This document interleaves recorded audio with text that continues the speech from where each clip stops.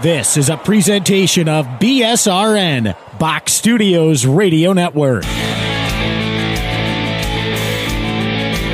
The Power Play Post Show is on the air, covering minor league hockey since 2003, and now covering the Binghamton Black Bears with news, reactions, and in-depth interviews only heard here. And now from the Box Studios in Kirkwood, New York, here is your host of the Power Play Post Show, Bob Howard. And welcome to another edition of the Power Play Post Show. This is the show for October 24th, 2024. This is season 14, episode 14, and episode 453 in the long-running podcast that is the Power Play Post Show. Hello, everyone. Yes, indeed, I am Bob Howard. Thank you very much for joining us here Thursday, just a couple days away from facing off against the Danbury Hat for the Binghamton Black Bears in Danbury, one of the tougher places and toughest barns to play in. Whether you're a fan that goes there or the players or even the coach or the staff, it is a tough place to play in. They will be there on Friday, and then on Saturday they will be home again against the Port Huron Prowlers, a team they only played one time last year. So it'll be very interesting. We have a great guest for you. I'm very excited for you guys to get to hear from Nick Poirier, who will be on the show in just a little bit. So let's get into it. The Power Play Post Show is on Spotify, Apple Podcasts, Pocket Cast, YouTube, Amazon Music, and iHeartRadio. Just search Power Play Post Show on whichever platform you listen to your podcast, and please subscribe. Please join the Power Play Post Show Facebook group. Just go to Facebook and search Power Play Post Show, and maybe recommend it to some of your friends. Check out BinghamtonHockey.net for all your Binghamton hockey information and curiosity. And on this edition of the Power Play Post Show, rookie defenseman Nicolas Poirier is on the show. We call him Nick. So we're really excited about you guys hearing from Nick here on the Power Play Post Show. So last weekend, we talked a little bit about this on Sunday. Last weekend, the Black Bears had the tale of two games, right?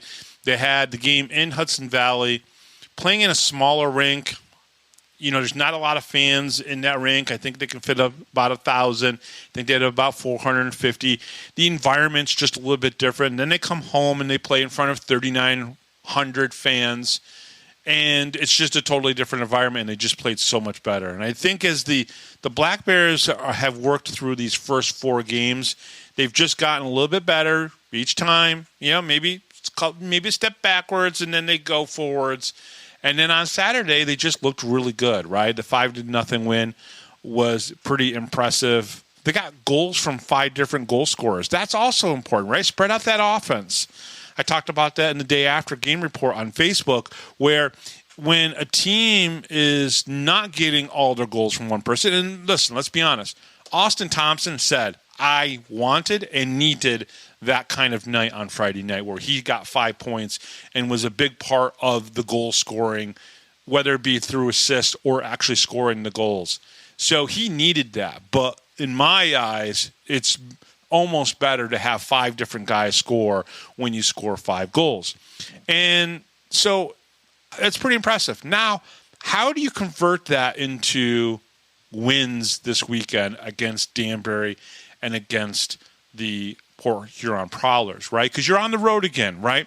And I know in this league, a lot of times you'll play the same teams, Friday night and then Saturday night.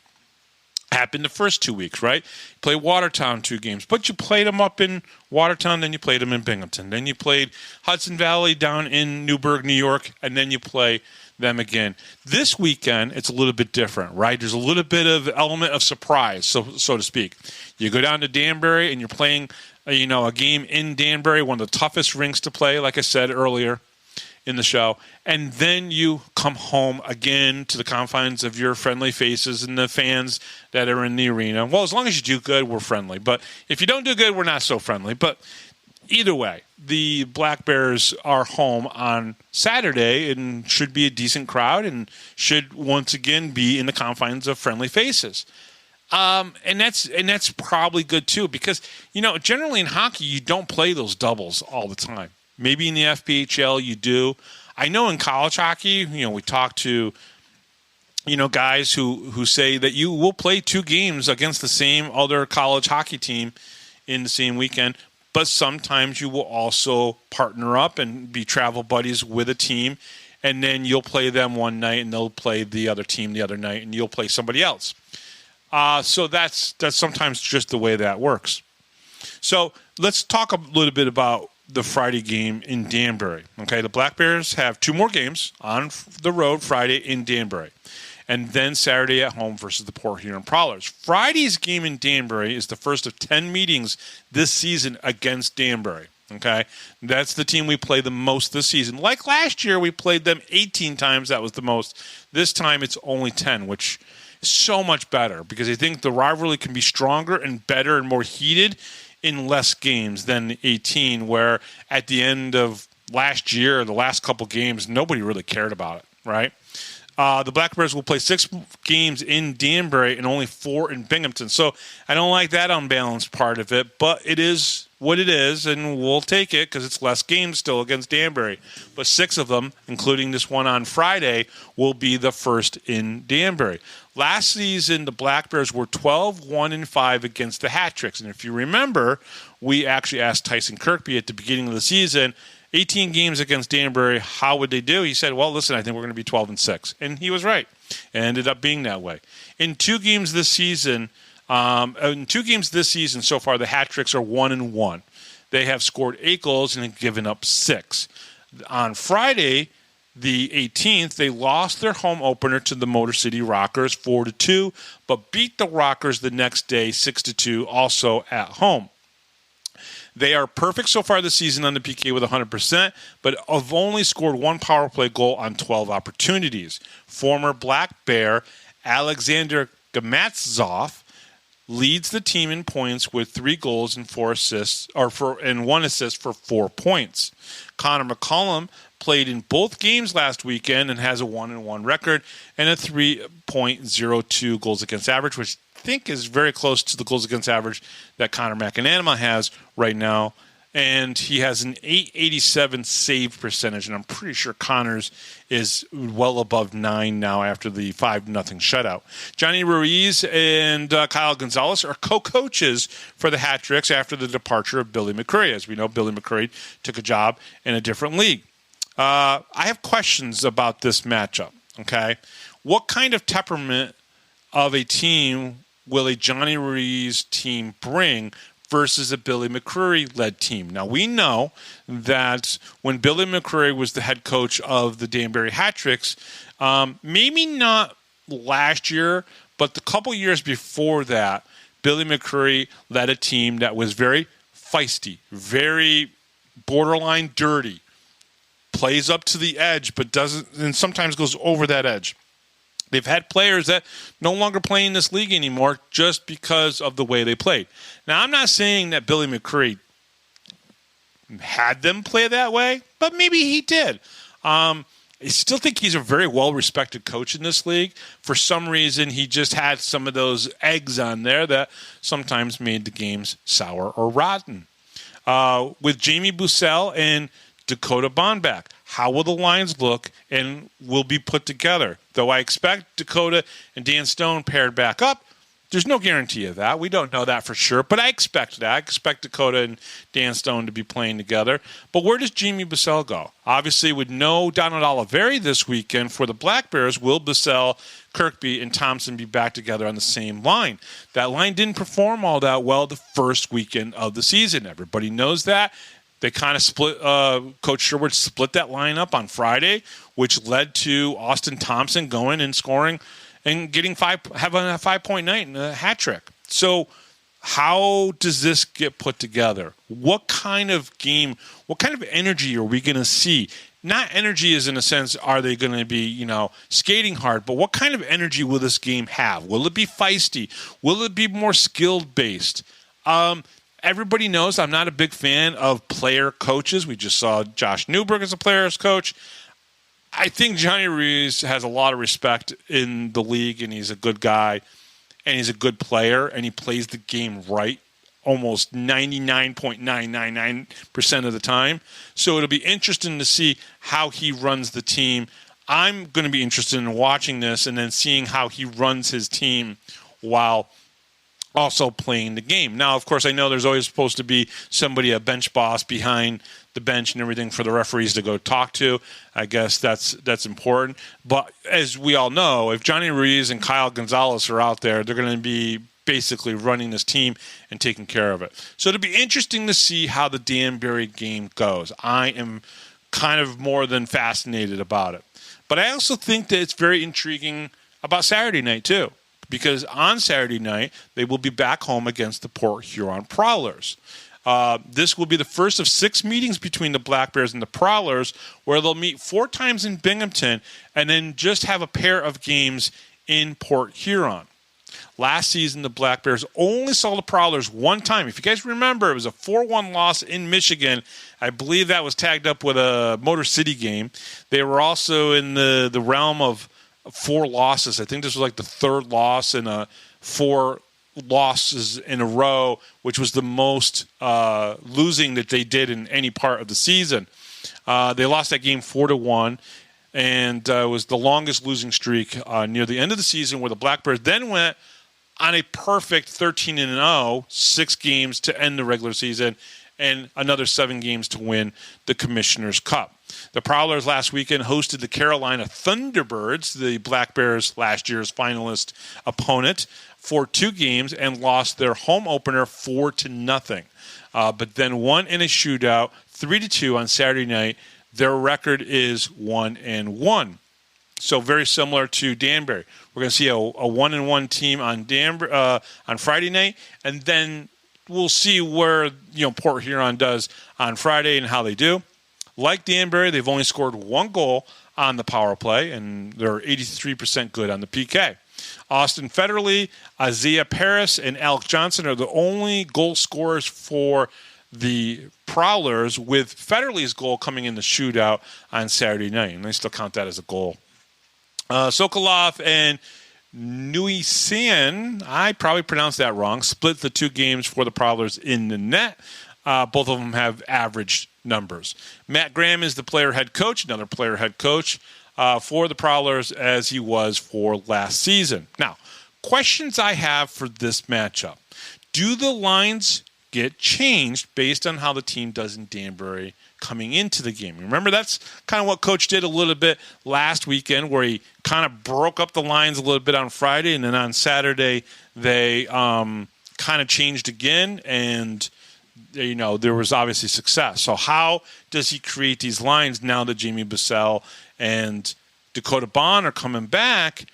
How do you fit everybody in? You got Donald Oliveri coming out. Do you just simply put Jamie Bissell in on the wing along with Tyson still? Again, that didn't seem to work 2 weeks ago, but it might work. Does the unknown of the Prowlers or the unknown of the Black Bears help or hurt each other team in this game? Do we have a period where they feel each other out, right? Does the first period have 7 shots on goal for either team, and we've kind of seen something where there really isn't a penalty or 2 before it kind of heats up into the second period? It'll be interesting to see how this game starts off. Can either team look at video from last season with just 1 game and learn anything from it, right? I'm guessing that Coach Sherwood might go back and watch that game. He might see video of that game and just kind of maybe pick apart, because there are some guys back from that team, and there's obviously some guys back from the Black Bears this season, as they, brought back a lot of players. It'll be interesting to see if either team can really gain any video knowledge or any knowledge of the opponent, and we'll see if that happens. Listen, I think this is a unique challenge for the Black Bears. I don't think they're going into this weekend with a advantage or disadvantage on either team. I think the Black Bears, I think you can take the 5-0 win and go, okay, great ending to the weekend, great way. But this is a completely different challenge. Going into Danbury for 1 game, it's not like you're going to come back and play Danbury on Saturday. You're literally going down to Danbury, playing in one of the coldest arenas in the league, toughest fans. It'll be interesting to see how they do on Friday and how that impacts how Saturday's game goes. Okay, so do we really want to see another 9-6 affair or 9-5 affair, and then come into Binghamton and having to, try to tone things down and play a more defensive game, which is what they did on Saturday. They played a better defensive game. They really did. They had 44 shots on goal against the Hudson Valley Venom in Binghamton. But I also think they also played better defensively, team defensively, and sometimes a great offense is the best defense. But you take the Friday night before, they won the game 9-6. The team defense wasn't really all that great. But we'll see what happens. And we have 2 more games. Another thing I wanted to bring up, Coach talked about, trying to win segments of the season. And I look at it this way. If you take 14 segments of 4 and you try to win those 14 segments of 4, to me, that's the best way to look at it. So in the first 4 games, first segment of 4 games, the Black Bears are 3-1. You can now go into the next 2 weekends playing 4 games, and what you want to do is you want to win those segments. Win those segments means you win 3 out of those 4. And that's what you should strive for every single one of those segments. So if you lose on Friday night, you got to win the next 3 games to win that segment 2. And it's just a way to have small little goals within the season to make sure that you meet your ultimate goal, which is, do you want 14 losses at the end of the season? Absolutely not. What you're hoping for is that you win some of these segments 4-0, right? That you win 4 out of 4 games. And last year, I don't even think they had a combination of 14 losses. I'd have to go back and look. It might be close to that. So, again, if you're only averaging 1 loss per, you're going to be in good spot. So, this upcoming segment is segment number 2 of 4 games, and the Black Bears are going to look to probably try to be 3-1 or 4-0 in that segment. So, all right, coming up next here on the Power Play Post Show, he is rookie defenseman for the Binghamton Black Bears. He is Nick Poirier. We'll be right back right after this, right here on the Power Play Post Show. Hi, this is Don Biggs from the 92-93 Binghamton Rangers. Hi, this is Brandon Buczynski. This is Grady Wittenberg, the voice of the Binghamton Senators, and you're listening to the Power Play Post Show.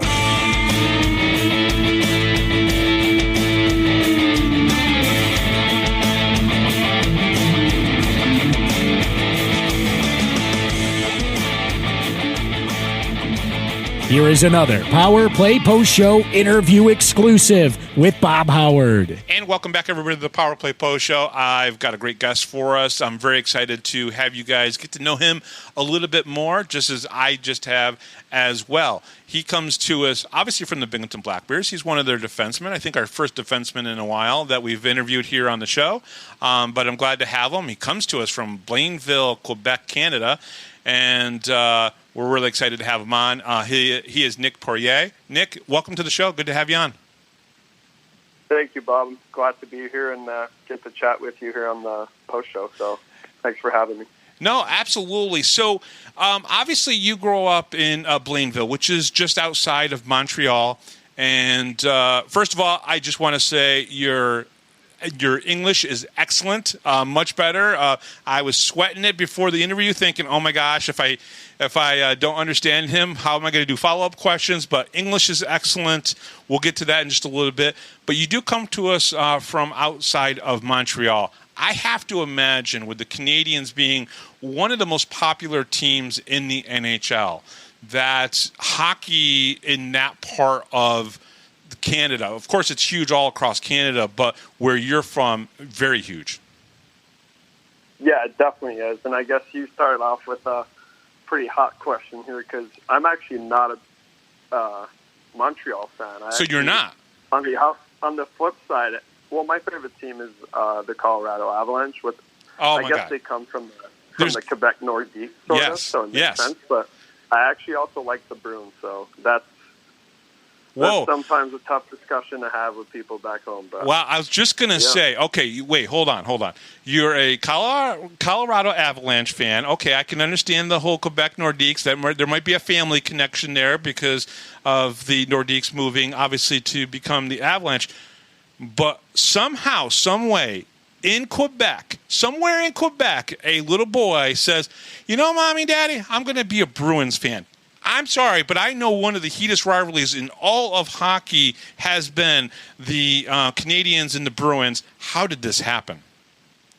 Yeah, I know. It didn't start when I was young, but definitely, I mean, once I came up here and being in Maine and stuff, there's everyone from sort of that New England area is big Boston sports fans, so I definitely sort of hopped on the wagon there. But so it was a little bit later. So it was a little bit later on. Then it wasn't when you were young. Yeah, definitely. When I was a kid, I mean, my grandpa, when he was, I guess, a little younger, he started getting season tickets for the Montreal Canadiens, and then he was a season ticket holder for, I guess, like over 30 years or something. So my family was definitely big fans of them, and with the big rivalry between Quebec and Montreal back in the day, it was definitely a good place to be to watch them hockey. But yeah, it definitely started later because when I was young, all you heard was Montreal Canadiens.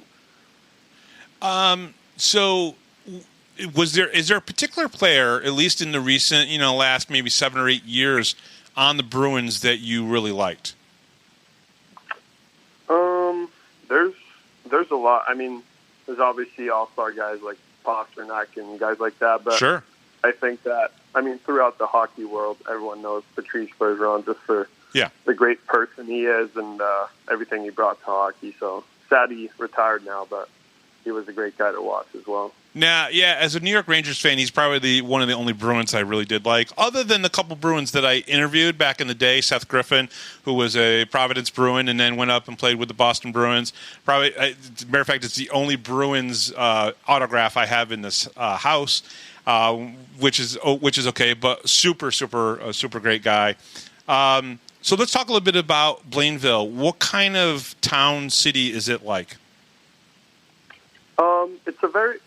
It's a nicer town. I guess it's mostly young families, very big into sports. It's they always have something going on for families. It's very, very nice area. I guess there's anything you would want to start a family. So, yeah, I guess it's a very, very nice and sort of safe and comfortable place to live. Mm-hmm.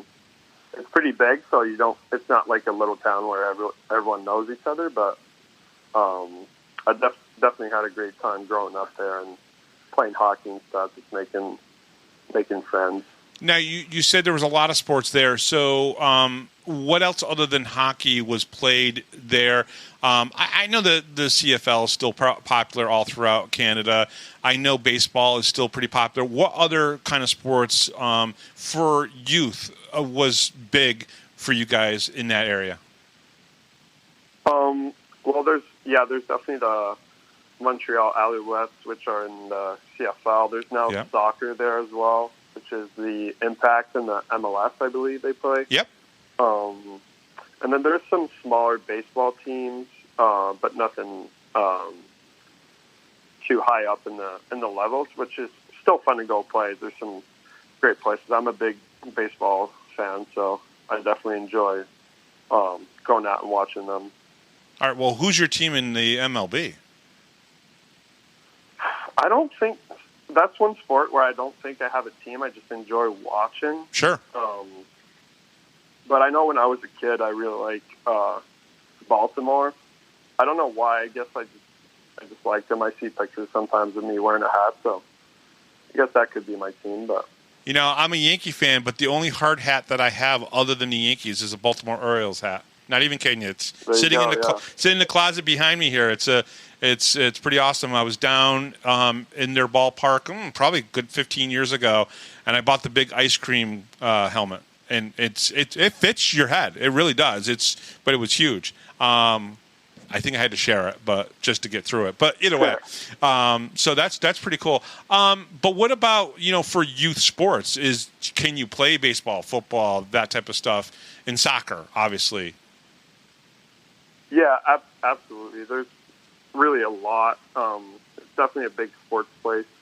Not even just me, but a couple towns around, like we spoke about in Laval and stuff. But when I was a kid, when I started, it was all baseball and hockey, and then at a certain point, hockey camps started in August, and we're dead in the middle of baseball season and stuff.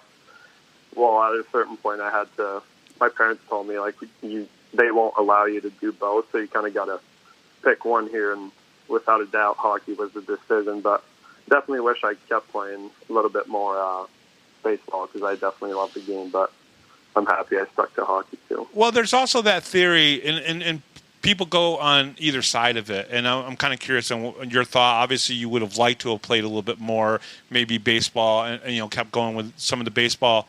But there's a theory that you have to at some point pick a sport, right? It's kind of good when you're younger to be able to play all the different kinds of sports as you're trying to figure out which one is going to be the one that you might excel in. Plus, it's also good to kind of change it up. You're working different body parts. When you play baseball and hockey, you're working different muscle groups. I'm sorry, I did it, and I kind of agree with this assessment that you do work different muscle groups, and it's probably better for you. But there's some people that say you need to stop at some point. How old were you when you stopped playing the other sports and just went hockey? That's a good question. I don't remember exactly the age, but probably around 12 to 14 years old. Yeah. That's definitely where, like, hockey starts being a bit more, the schedule starts being a bit bigger, and you kind of got to start picking and choosing. Now, I had a fan come up to me, and one of the things that she said she really liked about the interviews was finding out when some of the players actually start skating. Are you the typical Canadian that were probably on skates when you were 3 years old? I absolutely was, yeah. That's so my dad got me and my brother a little pair of skates, and I still remember at my old house, he would go out in the freezing cold in the winter and start spraying the ground and kind of put a tarp down, and he'd just build a little sort of sheet of ice, I guess. Yeah. I think they said I was around 2 years old when I first went out there, but my dad got us started and never stopped ever since. So definitely is the typical Canadian story. Yeah, no, it's kind of funny because obviously being from upstate New York here, my brother and I, we lived in Harpersville, New York, and we had a beaver pond that would freeze over for a couple of months each winter. And that's where we learned to skate. It's where we learned to, really kind of play hockey and everything was on a beaver pond. Now, I can tell you right now, beavers do hibernate, but if you wake them up in the middle of the wintertime, they get pissed. They get I could see that. They get really angry, and they're very their tails are not fun. And again, you started when you were 3 years old. When did it become, you go in from just skating to almost automatically competitive hockey, organized? Yeah, so when you first start sort of an organized team, I guess, it's called the Timbits back home. Okay. Obviously for the Tim Hortons delicious Timbits that we get back home, but... yeah, so you start with Timbits, and it's just like learn to skate and stuff like that. And then you get into, starts off with novice, then it's peewee, then it's bantam, midget, and then juniors. So all the way through, I always played at home, and then I made a couple different teams after that into high school, and then juniors in college. How much ice? Now, I asked this of all the Canadian guys, and I know that the answer is going to be almost the same. How much ice?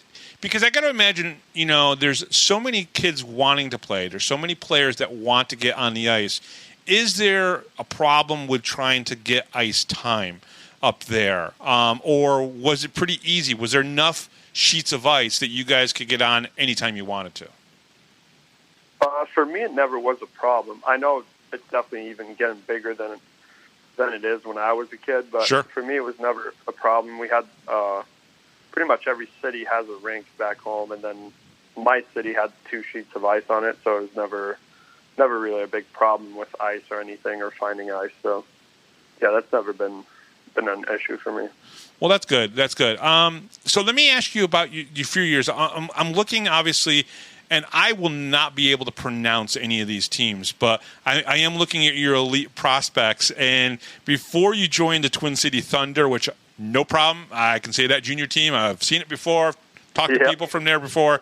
But you got a few years of what seems to be maybe AA midget, and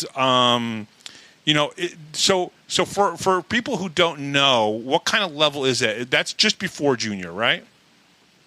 So midget is right before juniors, and then it starts off, you have midget AAA, which is the top one, which is kind of like the feeding league for the QMJHL back home. Okay, yep, the Q, yep. And then you have the midget Espoir, which is right under it. And that league also sends quite a bit of guys to the major junior. And then you have midget AA as well, which kind of is similar. I played in both at the same time just because school reasons, where I lived and stuff. But yeah, I guess it's feeding teams for the QMJHL. And then after that, I went over to Ulyss Academy, which is sort of a new, I guess it was a new thing back then, but it was a Canadian prep school in Quebec, which there wasn't really many of at the time. And then we would come up and play a bunch of different prep schools up here, and then also prep schools would come and play us back home. So it was a good place to kind of get scouted by junior teams or colleges and stuff. Yeah, I know that in Massachusetts, the prep school hockey is some of the most competitive hockey for kids that are in high school but are playing, for the prep school team, and they go from there to a lot of times D1 hockey because that's how competitive it is there in Massachusetts. It's kind of strange where Massachusetts it's really known for the Boston College teams and everything, and then of course the prep school and how competitive it is, which is different than if you go to Michigan or if you go to Minnesota. The high school hockey is a little bit more competitive, and then the travel teams are very competitive. So it's different everywhere. That's the kind of the crazy thing about hockey, especially youth hockey, is that depending on the region of North America that you're in, right? Whether it's certain parts of Vancouver or outside of Toronto or even now Montreal or Massachusetts or upstate New York, it's different. The way the levels are there, like there are guys that come out of Buffalo or Rochester that make it to the NHL, yet at the same time, they're playing in a different type of league, so to speak, than maybe someone who comes out of Montreal and then makes it to the NHL. So it's kind of crazy how it's all different throughout North America, depending on the region that you're in. Yeah, there's a lot of routes that you can take, and I guess being from where I'm from, the biggest thing that everyone wants to do is play in they call it the Q, but the QMJHL, major junior. It's a big thing, which you pretty much have to play your whole youth there, and then do like Bantam, AAA or AA, and then go midget AAA. Mm-hmm. That's the easiest route, and I was working towards that as well. And then once I joined that prep school league, I learned about college and stuff, and it was always kind of in my thought to come up here and do my school up here and stuff. So can I ask why? Because that's definitely a route that I think a few more Canadians are making now than they ever used to, right? So many young Canadian hockey players, they think that the only route for them when it comes to playing hockey is to stay in Canada and play juniors. And now a lot more of them are coming to the States and playing D3 hockey and or playing D1 hockey, and then maybe making it into the ECHL, the AHL, NHL, or whatever. So why the decision for you to come to the States to obviously play some junior first, and then of course to play college hockey or go to college? I guess I learned about it a little bit later. I didn't know what really college hockey was until a bit later because everyone's so focused on playing major junior, like I said. Mm-hmm. But after learning about it and knowing I could come here and get a good education and play hockey at the same time was always something that I wanted to do. And when I was a kid, funny fact, I was never really a big school guy. I definitely wasn't the best in school, sort of either attitude-wise or just not really, you just think hockey, I don't care about the rest, I just want to play. Right. And then after growing up a little bit, kind of got into it, and thanks to my parents who always were on me about it, definitely started to think about that stuff and not just playing hockey, and which I'm happy I did. I got my exercise science degree now, which is great to have. So that was the big reason why I came up, and I always loved the U.S. as well. So I definitely want to come live here in the future. So hopefully that happens. But. And how did you choose Plymouth State University? It was from recruiting, and there was also one of my teammates who I played with in Twin City that played there as well. So that's kind of how the link went. And I was looking at other schools at first, and then didn't fall through with the schools that I wanted, so I ended up there. And what was your major again in Plymouth State? They called it exercise and sports physiology, but it's pretty much an exercise science degree. Gotcha. And what do you think you want to do with that potentially after hockey's over with?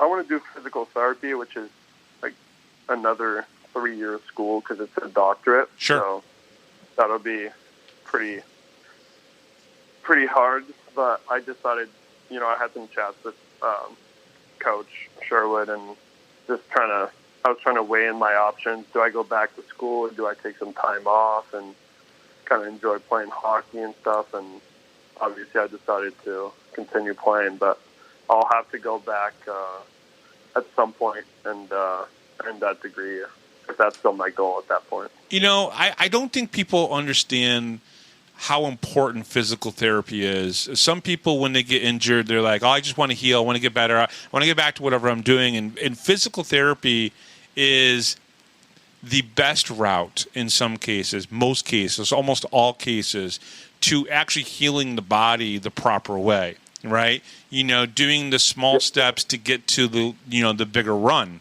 so to speak.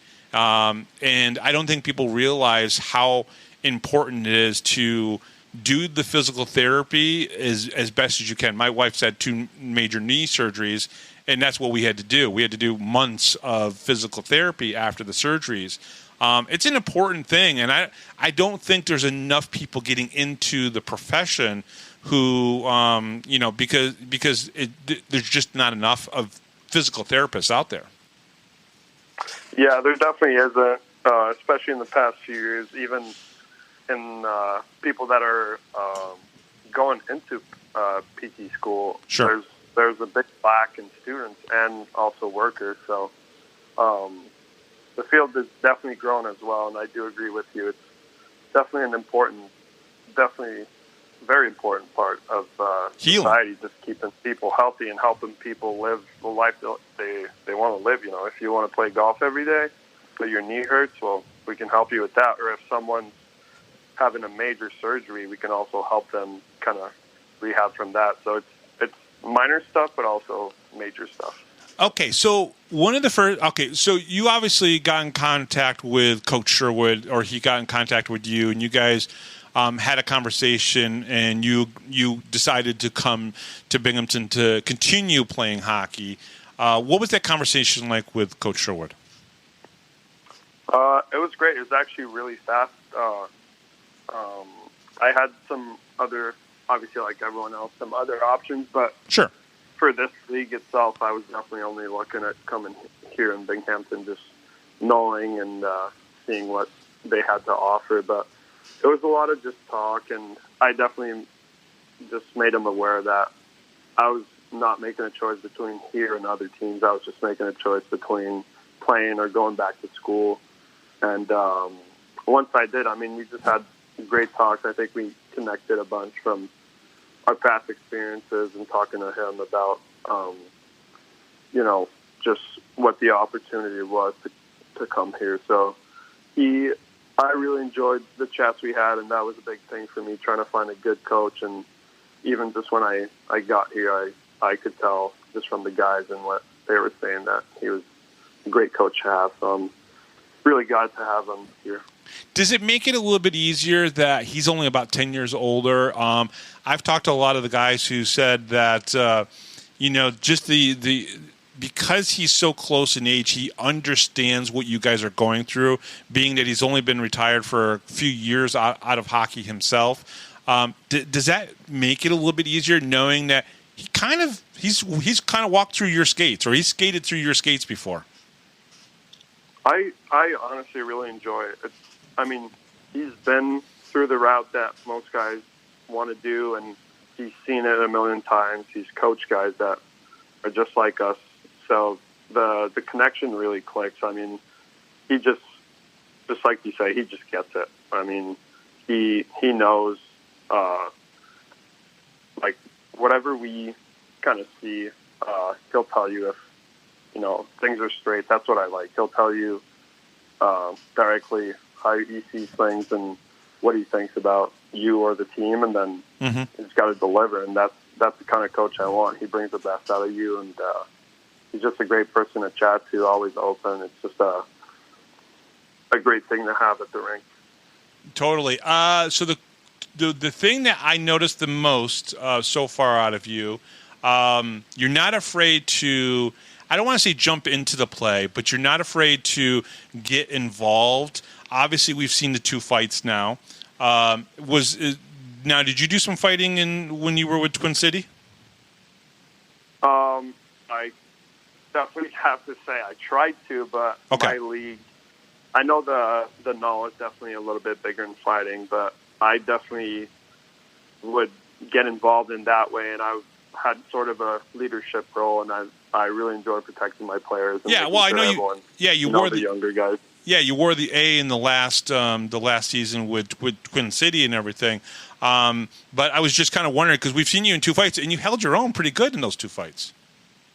Yeah, it's definitely a part of my game that I like to display, and I think it plays a big role in the game. I know there's been a lot of chat about fighting and how it is in the game, but personally, I really enjoy it. I think it, I don't do it just because I want to, fight. I do it either for the team when I see there's a moment we need to pick me up, or when I see there's maybe the other team starting to get a little bit too crazy on our guys. I kind of like to settle it down and make sure our guys are protected, or even around our goalies. I keep that area. So let's keep that area protected. Yeah, let's talk about Saturday's game, because I noticed that Josh Newberg, who's a veteran in this league, who's played in this league for a while, he's also the coach of the Venom and everything. He fights Emerson Emery. He fights you. How did that come about? Did you say, hey, let's go, let's take care of this right now? Or did he bring it up? Walk me through how that one kind of got going. Yeah, that one was a little bit weird, because I guess I was in front of the net, and there was a puck that flew up, and it was just loose in the crease, and I was concentrating on kind of batting it out, trying to get it out there. He was battling on the side, and then once I took sort of a stride to get out of the crease, and then I looked back, and I see C-Mac was on the ground, and I saw him next to him. Mm-hmm. So in my head, I thought he kind of ran the goalie, which is a big no-no. Like, you can't do that. Sure. So that's why I turned around. But then we had a chat in the box and stuff, and it was all good. But yeah, it's good stuff. I guess both my fights have been against some older guys. Like I said, I don't pick and choose. Like whoever's there will.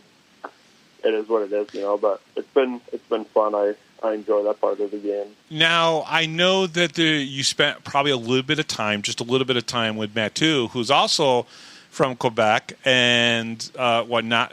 First of all, while you guys were on the ice together at all, was there any French spoke between the two of you? There was a little bit in the locker room, and at certain times, I guess it feels weird, talking to someone not in their home language when you speak the same language. So sure, there was definitely a little bit of French, and it was great catching up with him. He's a great guy, and just kind of seeing what he had for the future, which I'm very happy for him that he got to sign in the East Coast back home. It's a great place to play. So, did he give you any? Yeah. Did he give you any fighting lessons? Any boxing lessons? No, we actually didn't really have time to get into that. I think it was during camps. It was during training camp, so we were busy. But I know he's got some good tricks in his book, so definitely would have loved to learn a little. Well, I'll tell you a little story. It's too bad that didn't happen. That you guys didn't trade some skills or whatever with each other. Down here, there was a gentleman named Dennis Bonvie in the AHL, very good player. He's a scout now up in the NHL. And when a young Brian McGrattan, you might remember him, played in the NHL for a little bit. Yeah, what's that? I said I do know him by name. Yeah, he's a great fighter. Yeah. And, well, Dennis Bonvie, while he was here, they shared one season here in Binghamton. And some of the practices were phenomenal because Brian really wanted to learn how to fight. And Dennis had fought for many, many years here in the American Hockey League, for the Wilkes-Barre Scranton Penguins and the Binghamton Senators and a couple other teams. And so some of the best parts of practice were those two squaring up and actually going at it. And it was just great to see a young guy in the kind of the vet and kind of go at it in a little bit. So if I sound selfish by saying I'm a little disappointed that you guys didn't kind of trade stories or skills a little bit, I do apologize. But I thought that was a pretty cool thing, especially with you guys both being from Quebec. Yeah, no, not at all. It's nothing selfish there. I wish I learned a little bit too from him, but only got to see him for a short time. But yeah, I'm sure I'll see a couple videos of him back in his in the coast. So maybe I can learn those. Yeah, no, absolutely.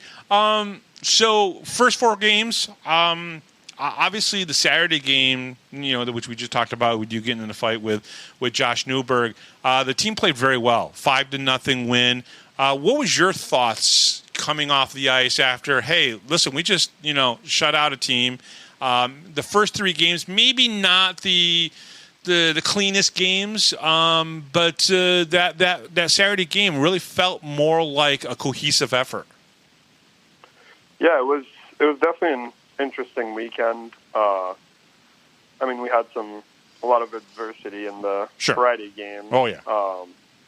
But we were just happy to kind of put that behind us and get the job done there so we could come back home and give a good game to our fans. And I'm really happy we did, especially with that first weekend not going our way.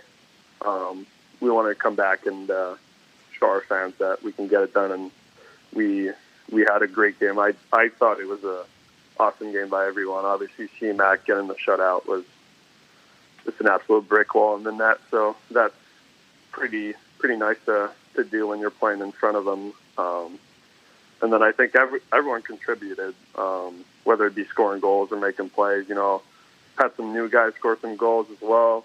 So I think we're definitely on the climb here, bonding as a team and starting to get the train rolling. Do some of the rookies coming into this season provide some of that hunger to want to go back and win a championship? You obviously got to see the banner raising. Obviously, you get to see what the players from last year did. Do some of the young rookies like yourself kind of bring that hunger to be like, hey, we want to do that too?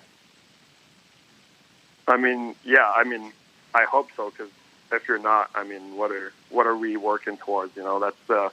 That should be the end goal for the whole team, and it's never been done in the league. So I know it's big for us, but also the older guys that are coming back. That's the big goal, and I know everyone's hungry to play and trying to bring their best for the team. So definitely seeing all the rookies and everyone kind of bringing their A game. Let me ask you this question before I let you go. You played D3 hockey. We've got other guys that play D3 hockey, even defensemen. But you're also seeing Dakota Bond, Dan Stone, who played for a very successful club team, ACHA, with Adrian College. Do you feel like there's a lot of difference between those two levels? I mean, some people still have a negative connotation on club hockey versus maybe D3 hockey. Do you see a difference? I mean, Dakota and Dan Stone are excellent players, and I just think that they blend so well with D3 players. Yeah, I mean, I don't have the best knowledge about the ACHA and all the teams in that league, but I know from all the players we have on our team that they're great hockey players, so I don't doubt that they have great teams there, just from seeing, like you said, Dakota and them just, like, being great players for this team. And, yeah, I mean, I don't know I don't know much about the level or the league, but I definitely know those guys are great hockey players, so. Yeah, I think great players are going to go wherever they want to go to play, which they feels like maybe the best fit for them. Maybe going to Adrian or in a club team, it's there for an educational purpose, right? Like you made the decision to come down to play with Plymouth State because you wanted the education. The education was very important to you. So in a lot of cases, I think a lot of players can make those decisions now, which is great. Yeah, and I'm not a big fan of determining players by their league. Sure. I mean, there's always some great players that come from not the best leagues, but there's always a thought behind the decision, whether it be school or being close to home or just knowing people there and having a great fit. So, yeah, I wouldn't judge anyone by whether it comes for sure. So, okay, we're lucky to have them. So. Yeah, I agree. Nick, I have one last final request from you, okay? Can you say you're listening to Bob Howard on the Power Play Post Show? Can you do that in French? Yeah, of course. I'll do it. I would love to hear that, only because I probably wouldn't ever hear it again, but I would love to hear it once. So it's just you're listening to Bob Howard on the Power Play Post Show, but in French. You welcomed me with French words, so I guess I got to pay back the... Perfect. Here we go. Vous écoutez Bob Howard sur le Power Play Post Show. Nice.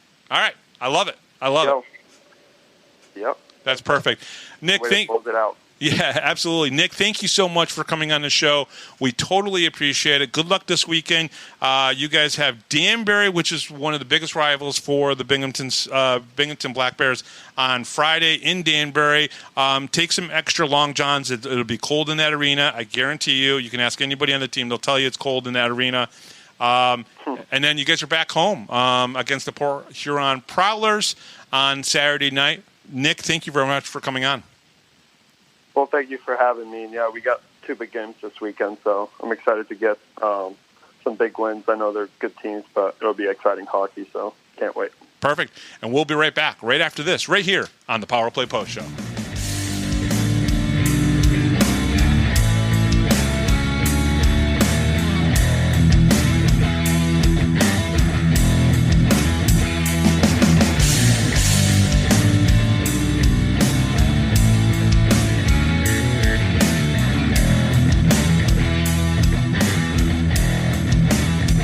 If you're a Binghamton hockey fan, then you need to check out binghamtonhockey.net for all your news, stats, information, the Binghamton Hockey Hall of Fame, top 10 lists, profiles, and so much more. That's binghamtonhockey.net. You're listening to the Power Play Post Show. All right, welcome back, everybody, to the Power Play Post Show. Again, 2 games this weekend. The Danbury Hat Tricks will be down in Danbury for that game. The Black Bears will be, that is. I'll be watching it from the confines of Box Studios here in Kirkwood, New York. And then on Saturday, we'll all be at the arena as they host the Port Huron Prowlers. The Power Play Post Show is on Spotify, Apple Podcasts, Pocket Casts, YouTube Music, or YouTube, Amazon Music, and iHeartRadio. Just search Power Play Post Show on whichever platform you listen to your podcast, and please subscribe. Please join the Power Play Post Show Facebook group. Just go to Facebook and search the Power Play Post Show. Check out BinghamtonHockey.net for all your Binghamton hockey information and curiosity. Thank you to Rob Leopoldis, our MC, John Petitucci, our musical director, as well as Binghamton Black Bears rookie defenseman Nick Poirier. I am Bob Howard. Thank you very much for listening. And we'll talk to you next time right here on the Power Play Post Show.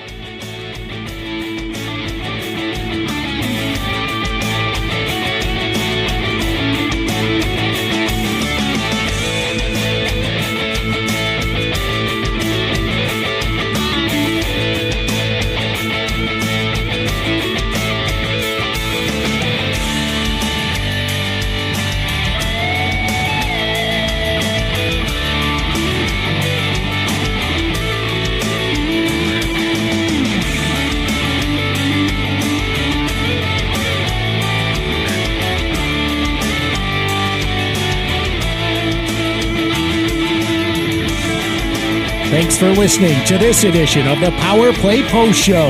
Be sure to tune in next week to the Box Studios Radio Network for all the latest Black Bears news and interviews from around minor league hockey. The Power Play Post Show would like to thank John Patitucci for all the music you hear on the show. You've been listening to the Power Play Post Show.